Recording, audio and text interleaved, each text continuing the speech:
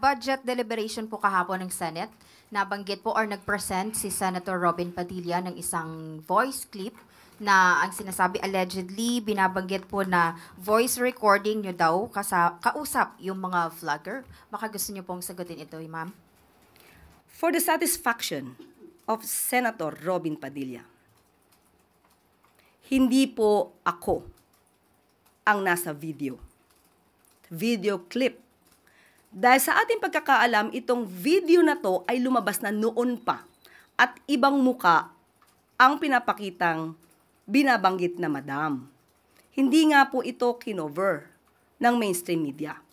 Dahil lumalabas, ayaw nila maging lihitimong balita ito nang hindi naman nila alam ang source. So I deny that the person or kung sino man sa dalawa doon,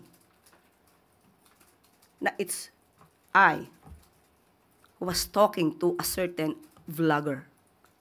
Now, si Senator Robin ay nagpapanukala ng anti-troll farm bill.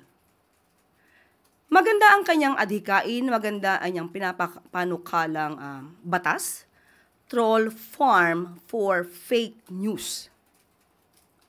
Sana maging modelo din po si Senator Robin. Modelo na hindi magpapagamit o magpapabiktima sa troll farm na nagpapakalat ng fake news.